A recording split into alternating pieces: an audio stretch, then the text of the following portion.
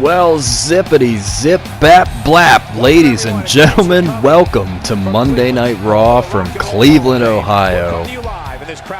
We're coming to you live tonight from Center Street in Cleveland, Ohio at the Quicken Loans Arena. And here we see Dolph Ziggler starting us off tonight in what's going to be a wild, action-packed night. I gotta say, the go-home show before Elimination Chamber is looking to be pretty stacked here tonight. Dolph Ziggler coming out here kicking us off. This is a man who's been recently trying to rejuvenate his career. Basically, he's going through a little bit of a renaissance right now. He was recently challenged by the Heartbreak Kid Shawn Michaels to basically step up or shut up. And last week, he had his fair share of problems against Brock Lesnar. As we take you back to last week, Dolph Ziggler got decimated by Brock Lesnar in a one-on-one match, but that wasn't enough for the Beast Incarnate. Paul Heyman instructed him to get a chair and pour the paint on, but HBK was having none of it. Came out to make the save, luckily for Dolph Ziggler. I'm not sure. HBK, he wants Dolph to start winning. He wants Dolph to start representing that HBK image a little bit better. And let's hear what Dolph has to say here.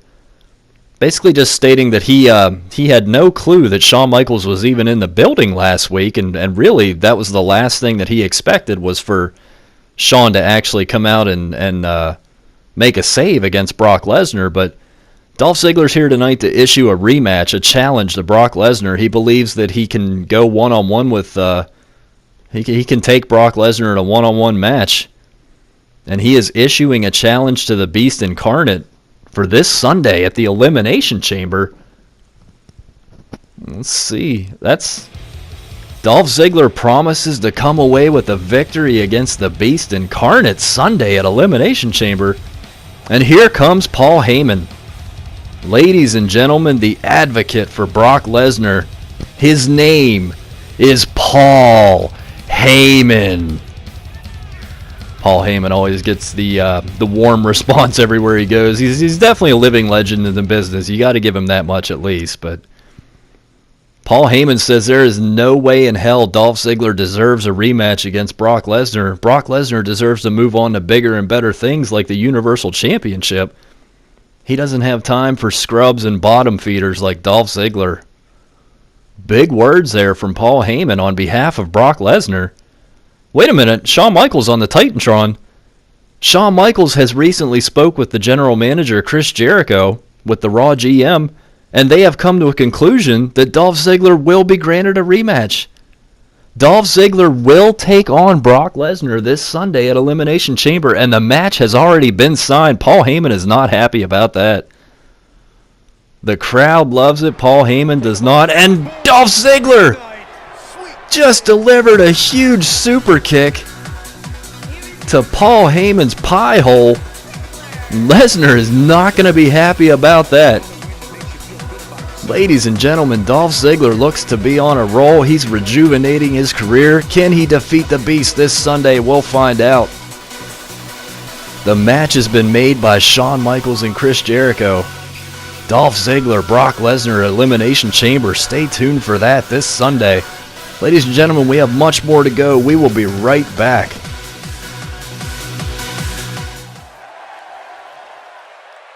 Oh, WWE Universe! Don't you dare be sour! Clap for your longest reigning tag champs and feel the power!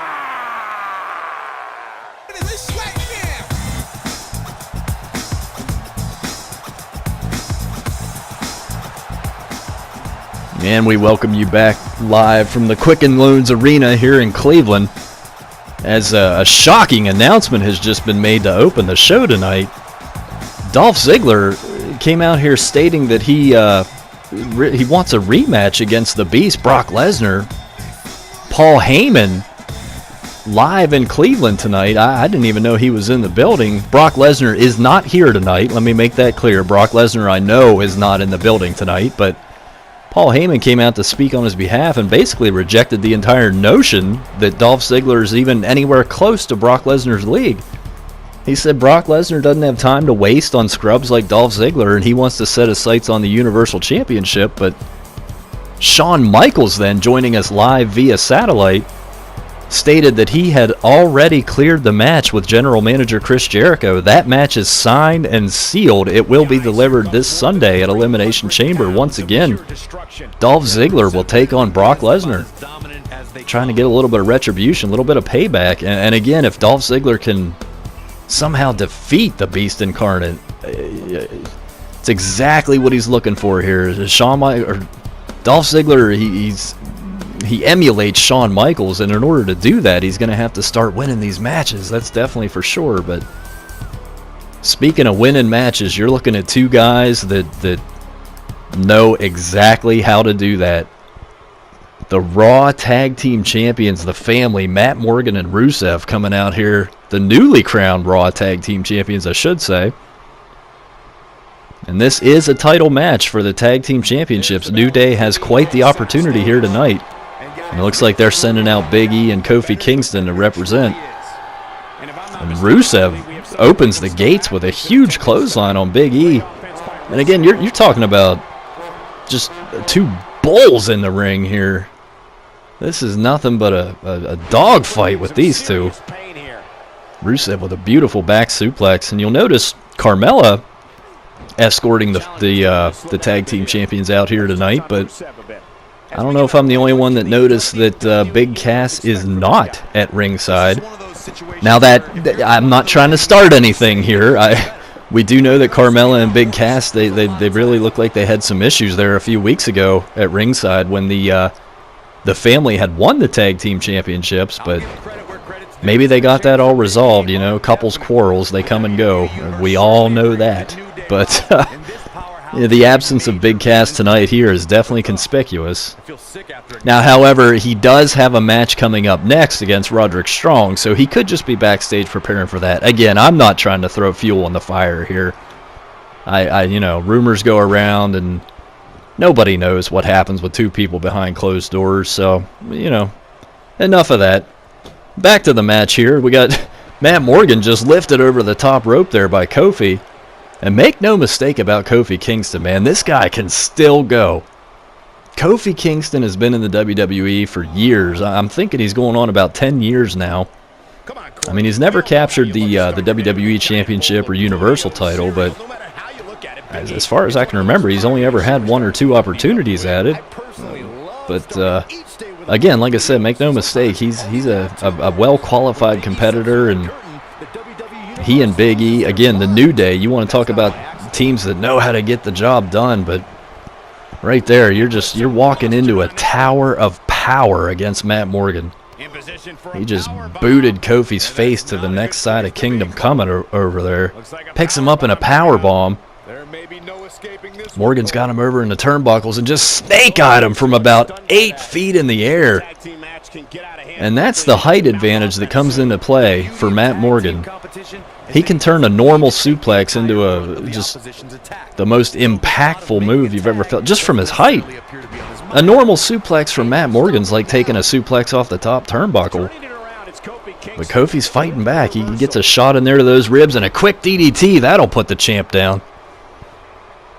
And again, if Matt Morgan can stay focused, I mean, I think ever since aligning himself with the family here, with the likes of Rusev and Big Cass, and especially since Carmella's come back into the picture, she's really seemed to be able to focus these guys, and they've found nothing but success in the last few weeks. Rusev there, you see the good tag team chemistry that Rusev and Matt Morgan have. Rusev was able to walk over there and knock Kofi off the turnbuckle before he could do any damage. And that gives Matt Morgan a chance to rebound with a big discus clothesline.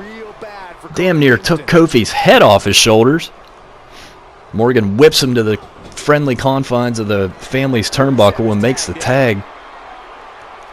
And here's where these two guys are really dangerous. Look, they got him set up. Oh, big power slam suplex combo.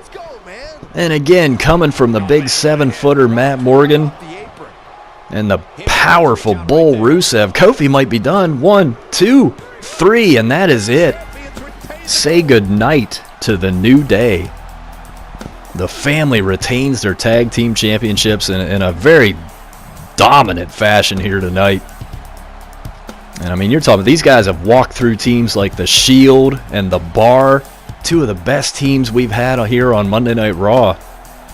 And the family stands tall on top of the mountain.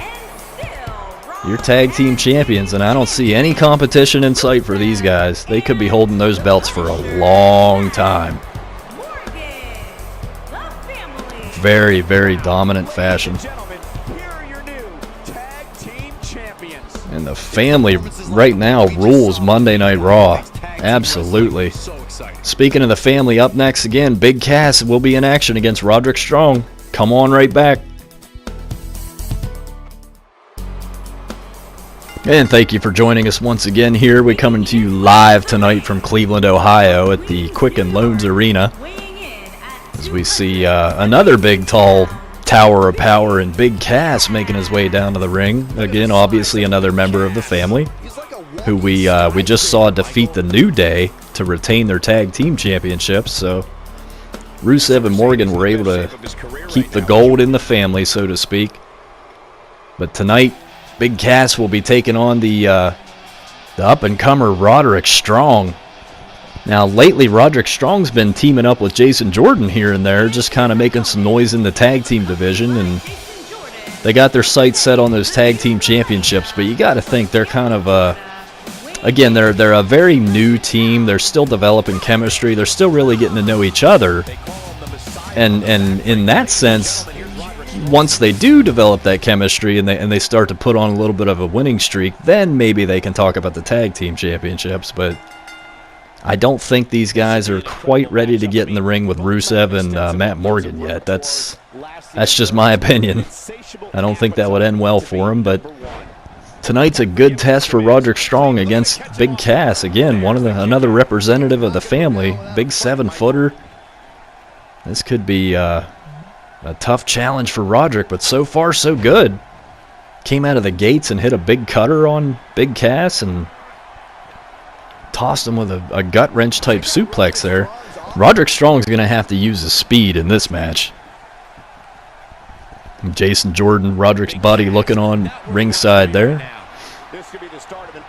Always cheering him on. It's definitely good. Even in a singles match, it's good for your partner to be out there for moral support. Not only that, but just two heads are better than one, you know. A lot of times a guy will be in trouble in a match and he'll have to recollect himself, and he goes out to talk to his partner and, you know, just kind of gets him refocused. I think that's what Jason Jordan and Roderick Strong really do for each other.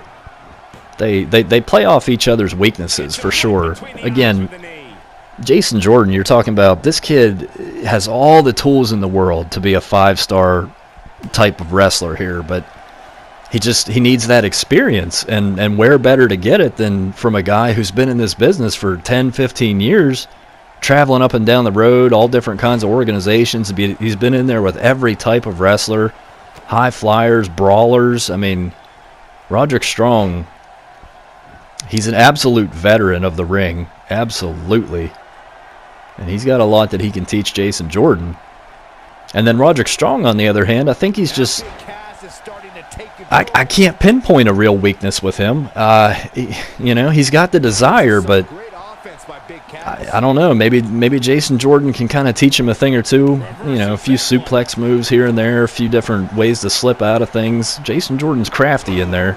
Roderick hits a huge move right there on the big 7-footer.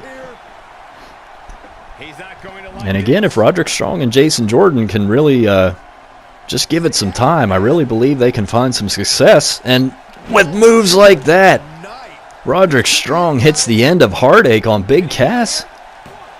And he's going for the cover. And that, ladies and gentlemen, is it. In a shocking victory, Roderick Strong makes quick work of Big Cass. And again, I don't want to speculate, but Big Cass, his head might not have been in the game there tonight. It seems like he was distracted, maybe. Again, I don't know about the ongoing problems with him and Carmella, or if there are any, but there you take a look at the winner of tonight's match, Roderick Strong. Congratulations to him. Up next, the Women's Championship Tournament will continue as another member of the family, Carmella, takes on the War Goddess, Ember Moon. That match is up next. And welcome back once again to the Quicken Loans Arena, live from Cleveland, Ohio, as the Princess of Staten Island makes her way out now. This is going to be a semifinals match in the Raw #1 contender to the Women's Championship Tournament. And last week, Carmella was able to defeat Becky Lynch to get here to the second round, where she'll take on Ember Moon.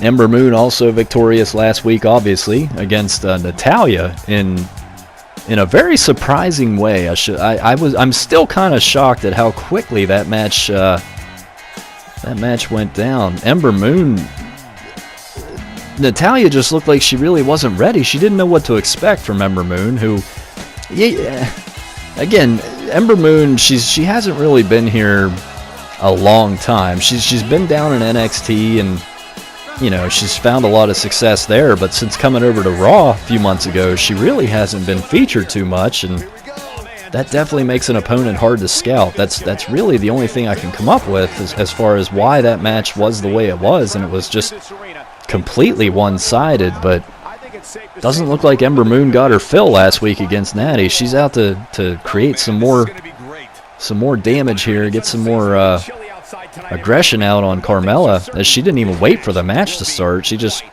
kind of ran down the ramp, jumped in there, and she was ready for action. Didn't even get her jacket off.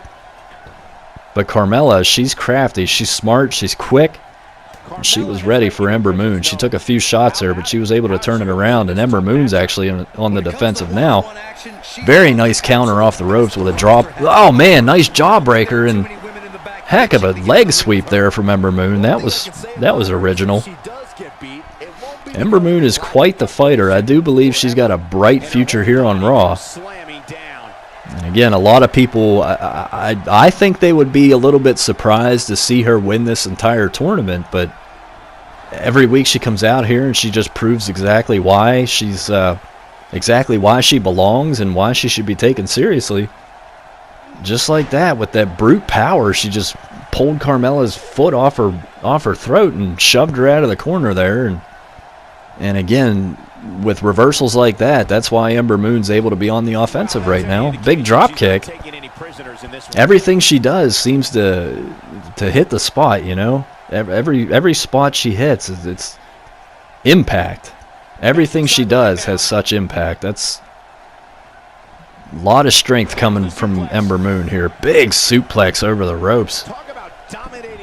But again, don't count out Carmella, since she's been back on the scene and joined the family, and to an extent, she kind of pulls the strings there as the puppet master of the family, I believe. She, since Enzo was released, she seems to be, she's taken on the underboss role.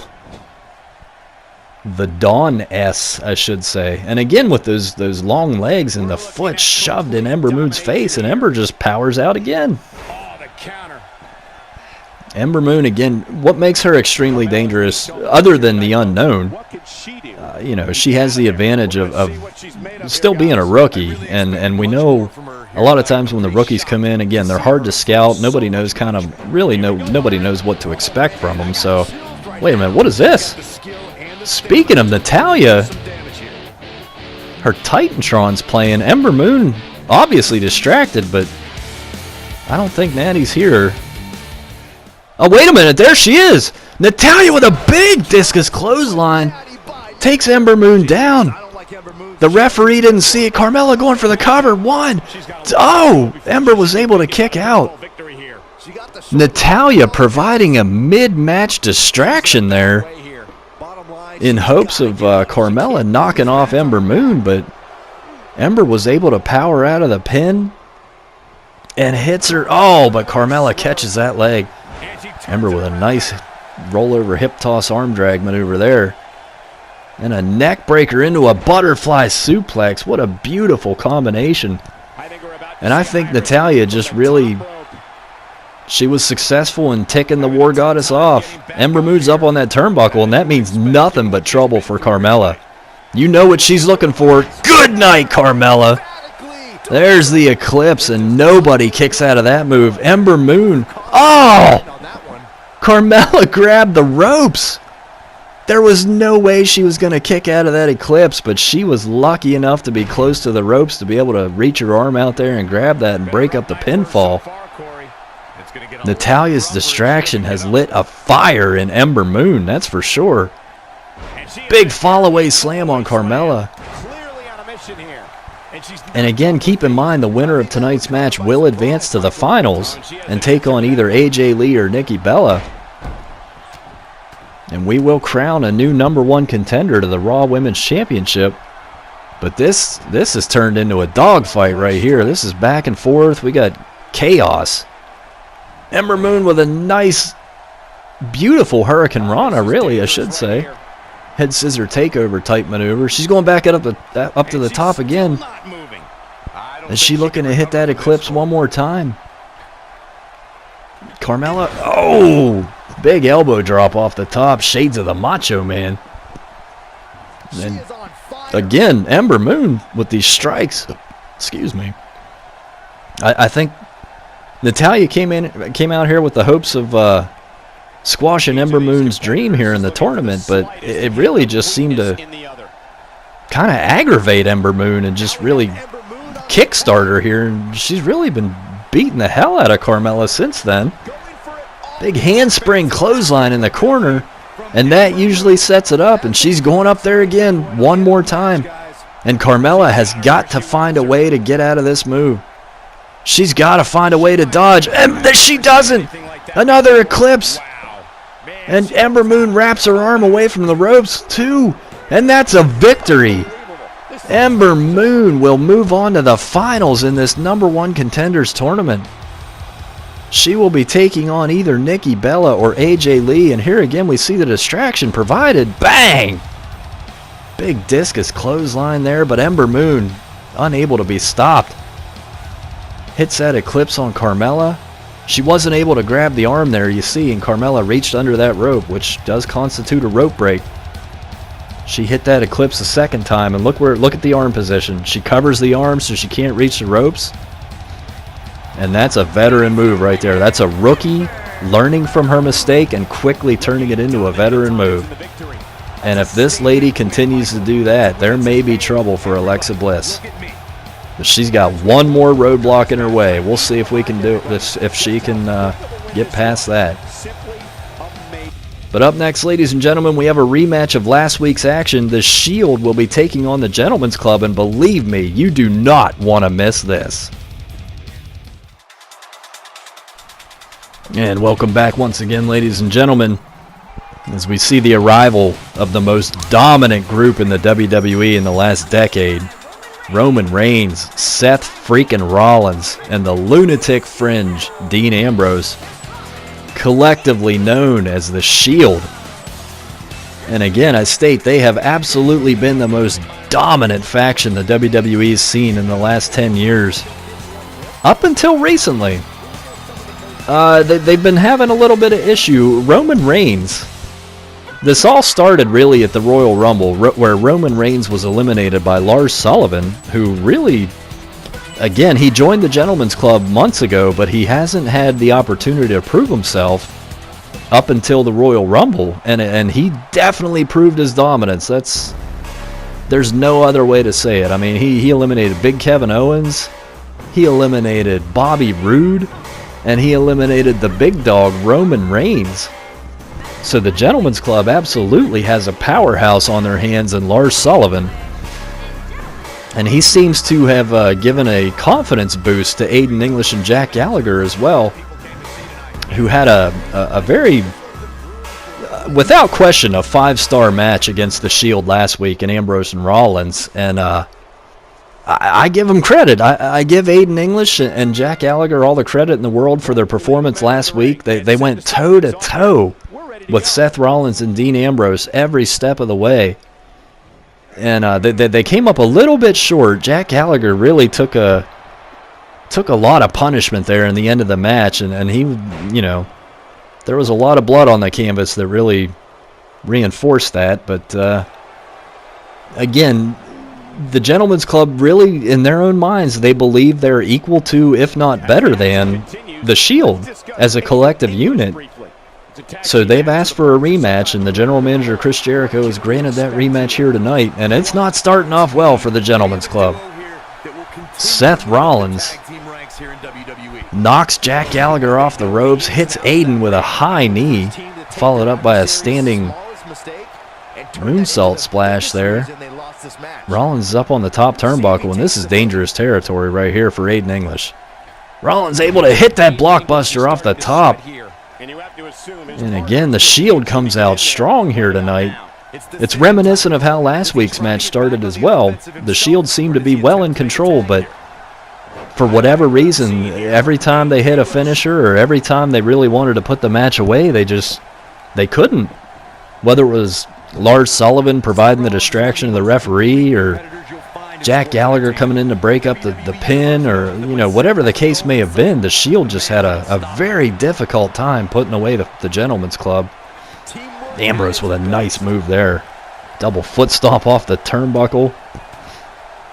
And this looks like this is more what we expected tonight. The Shield is... They've had time to scout. They've had time to prepare. They've been in the ring with Aiden English and Jack Gallagher now. They know their tricks. They know their secrets. They know their tendencies. So it looks like Dean Ambrose and Seth Rollins are looking to dominate tonight's match and really have people stop questioning what's going on with the Shield. They haven't really had a lot of... They just haven't been the same since Rumble. I don't know if there doesn't seem to be dissension amongst the ranks there in the Shield, but it just seems like they're not all on the same page. It seems like they've lost that the dominant fashion that they were able to carry, and they're kind of just normal guys now. I don't know, but again, I don't want to take away from Jack Gallagher and Aiden English, but they're making the Shield look like they're on par with everybody else, and that's really the first time that we've seen that. The Shield is usually head and shoulders above other tag teams and, even other individual stars here on Raw, as all three are former WWE champions and tag team champions. I mean, these guys are legit. We all know Dean Ambrose and Seth Rollins and Roman Reigns. They're legit elite performers in this business.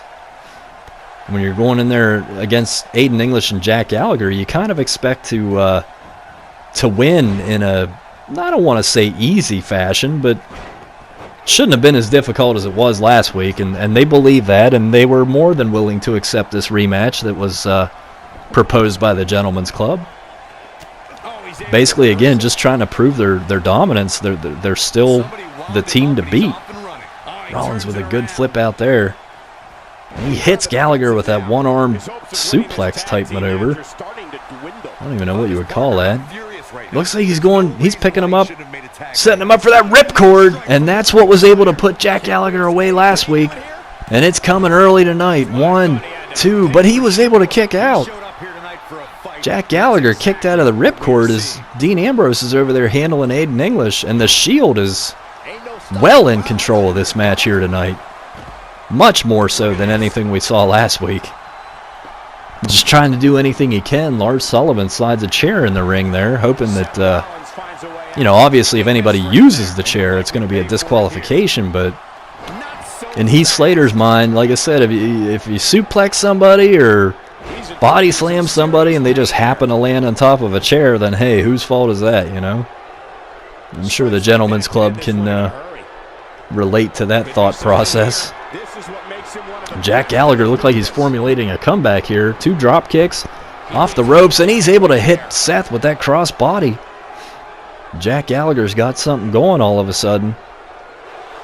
And a big headbutt, but Rollins was able to block it. Again, Rollins got hit with that last week. He saw it coming this week. Fool me once, man. Shame on you. And he follows it up with the Michinoku driver. Seems to be quite a popular move here in WWE. Gallagher able to crawl over there and make a tag. Rollins makes a tag himself to Ambrose, but Aiden English hits Ambrose in the jaw with that single leg drop kick. And I see a lot of improvement here in Aiden English and Jack Gallagher over the weeks. And you got to figure that's just a product of being in there with guys like Seth Rollins and Dean Ambrose week after week. I mean, if you don't step your game up, if you don't force yourself to get better, you're never going to beat that caliber of opponent. Ambrose was able to slide out there, but English is not giving him the upper hand. Hits him with that Russian leg sweep. And Dean Ambrose is down. Aiden English kind of taking a breather there in the corner. Jack Gallagher's still out on the outside. He has yet to get back up on the ring apron there. And Aiden English, again, he tries for that. Oh, but followed up in a short arm clothesline by Dean Ambrose. Nice reversal there by Dean Ambrose. And there's a nice reversal by Aiden English. And again, it seems that we've already seen the ripcord knee strike here. It seems that the Shield has tried to put away the Gentleman's Club once or twice already in this match. And obviously unable to do it as the match is still going on. And that really seems to be the story here. I mean, again, on paper you see the Shield against the Gentleman's Club and you're like, oh, that's gonna be a wash. That's just gonna be a walkthrough. That's a warm-up for the Shield. Don't take the Gentleman's Club lightly. I mean, these guys are legit here. Again, going toe-to-toe with the Shield every step of the way. And here you see, they call that unmitigated refinement. That is a big, big tag team move that can put away anybody. And Dean Ambrose, you got to question if Rollins didn't get there, if Ambrose was going to be able to kick out of that.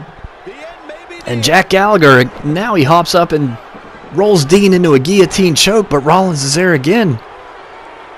And the Shield finds himself in trouble here.